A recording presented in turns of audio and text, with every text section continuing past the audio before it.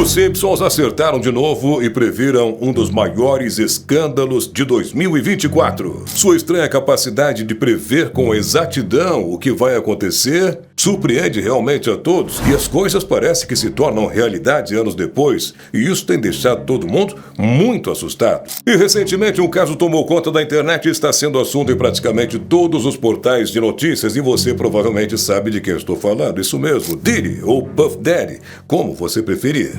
Mas os Simpsons não foram os únicos a prever esse caos. Na verdade, outros programas e filmes também previram coisas assustadoras sobre Puff Daddy. Mas será que eles estavam prevendo ou estavam o tempo todo tentando alertar as pessoas? No vídeo de hoje vou te contar todas essas previsões, incluindo a dos Simpsons. Então, fica comigo até o final do vídeo que eu te garanto que você vai ficar de queixo caído. Eu sou Henrique Brasil e você está no canal Futuro Enigma.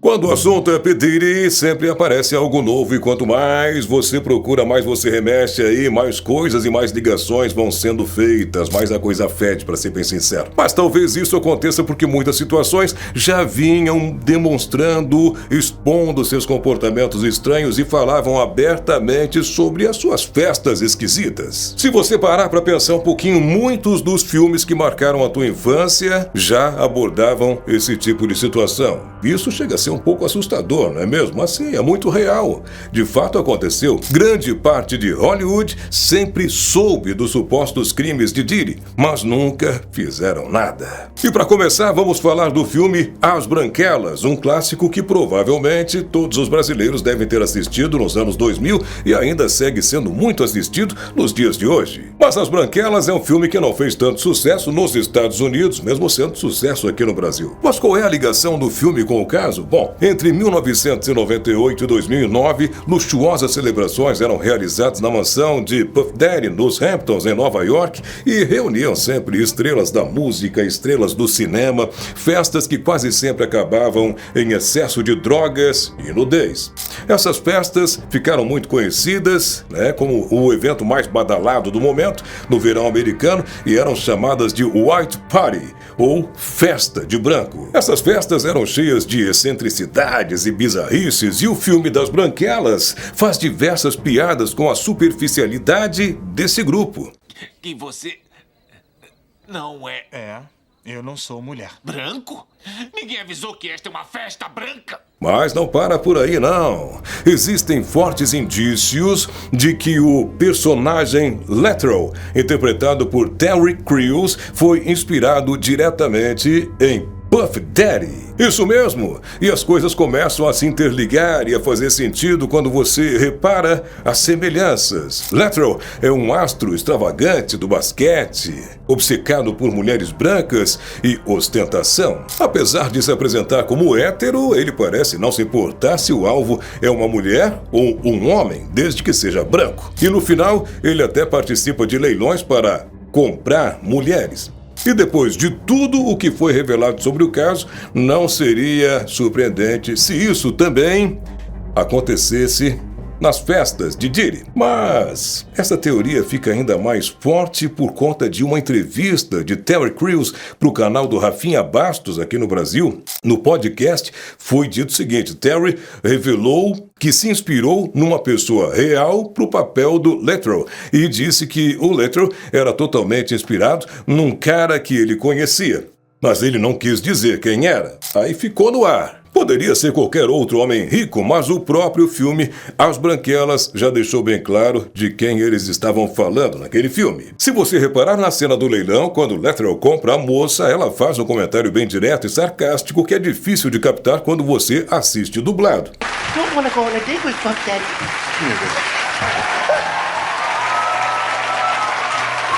E no filme também há uma cena entre Latrell e um personagem chamado Russ, um homem branco e magro que acabou numa cadeira de rodas depois de ser abusado por Latrell. Quando pergunta o que aconteceu, ele simplesmente responde: eu caí. Eu caí? Muita gente acredita que essa cena é uma referência ao relacionamento entre Diddy e Leonardo DiCaprio, que sempre frequentava as famosas festas White Party. Isso ganha ainda mais força por conta da frequência com que DiCaprio estava presente nessas festas. E o cabelo do Russ é bem parecido com o do DiCaprio nos anos 90, aquele estilo dividido no meio com as pontas caindo na testa. Isso só aumenta as suspeitas de que o personagem pode ter sido inspirado realmente nele. Mas As Branquelas não é o único filme que tentou alertar o público sobre o caso de Diddy. Os Simpsons também entrou nessa, mas quando se trata de Simpsons, podemos dizer que foi, talvez, quem sabe, uma previsão?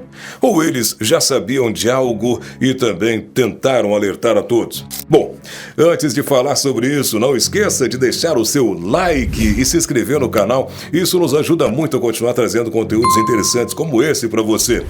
Legal? Muito obrigado, então. Agora, bora pro vídeo! O episódio 12 da 28ª temporada de Os Simpsons retrata como eram as famosas festas brancas muito populares organizadas por Diddy. Esse episódio é especial, sendo o primeiro episódio especial da série e ao invés da duração tradicional de 20 minutos, ele tem cerca de 40 minutos, pelo menos, na Disney+. O episódio começa com o Sr. Burns meio deprimido, cabisbaixo e tal, já que as grandes festas que ele costumava dar não tinham mais o mesmo impacto de antes, não estavam mais fazendo tanto sucesso como antes. E ele comenta isso com Smithers, que para quem não sabe, é o assistente dele na série. Smithers sugere que então que o Sr. Burns faça uma nova festa para tentar recuperar a sua popularidade. Ele até recebe a missão de buscar gelo no Canadá, uma tarefa extremamente perigosa. Sabendo que o Sr. Burns não tem muitos amigos porque a maioria já morreu, Smithers pede a Homer para convidar algumas pessoas apresentáveis. Mas a festa dá errado, porque o Sr. Burns é muito mão fechada e não quis gastar dinheiro com nada.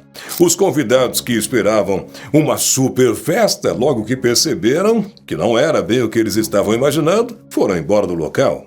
Triste e desapontado, o Sr. Burns vai chorar à beira de um lago e o Homer, ao ver essa cena, vai até lá para consolá-lo. E enquanto eles estão ali conversando, eles ouvem uma música vindo do outro lado daquele lago. Curiosos, atravessam o lago e descobrem que está acontecendo lá uma festa branca, onde todos estão vestidos de branco. O Sr. Burns então faz um comentário dizendo que as festas brancas no tempo dele tinham o mesmo nome, mas com um conceito bem diferente daquilo. A festa era cheia de ostentação e exageros e os dois seguem até a sala do anfitrião, onde encontram o J.D., que é uma clara referência a Puff Daddy. J.D. é um bilionário magnata do hip-hop com uma grande empresa. Ele então reconhece Burns e diz que é fã dele.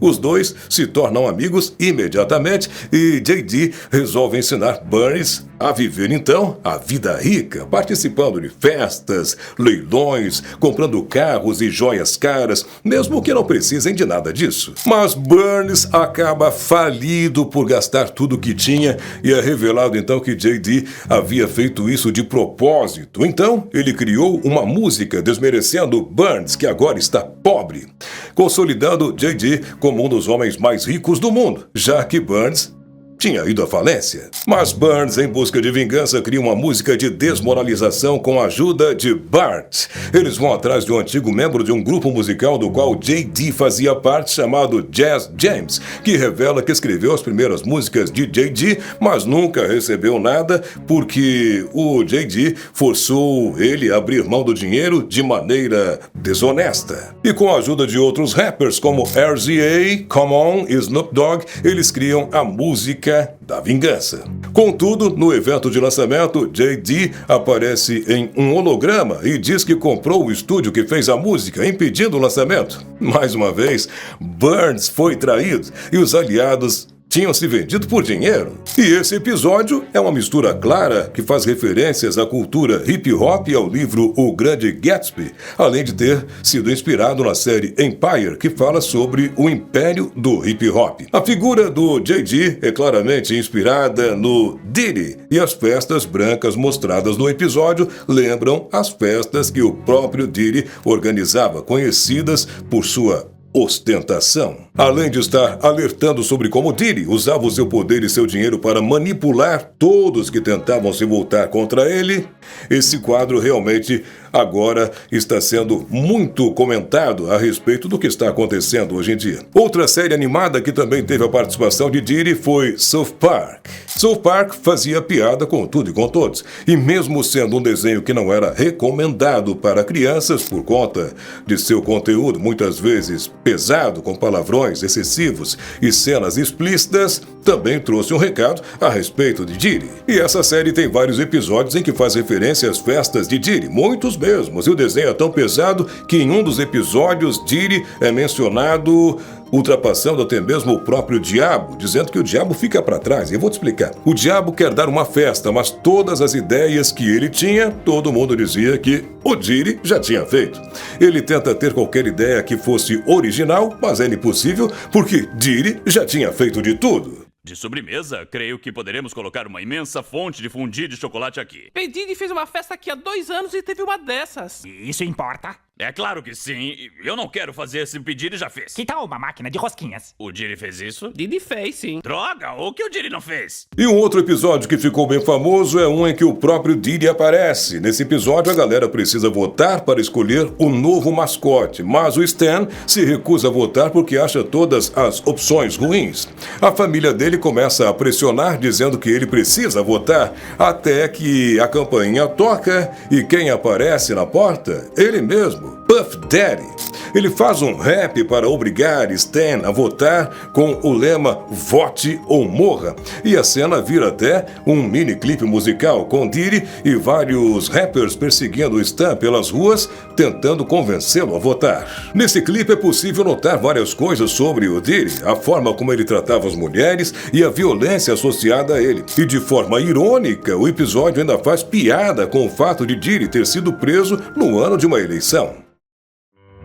Supernatural também abordou Diddy em uma cena rápida. No episódio 12 da 6ª temporada, aborda um caso que acabou se perdendo na dublagem e você entende quando assiste legendado. No episódio, começa a acontecer um sumiço em massa de mulheres na cidade onde os irmãos Winchester estão. O detalhe disso tudo é que todas essas mulheres tinham algo em comum. Elas eram virgens. E durante a investigação do caso, os irmãos começam a fazer perguntas e a descobrir mais sobre o que está acontecendo. E até Diddy é mencionado nessa cena. So what kind of thing likes virgins and gold? P. Diddy?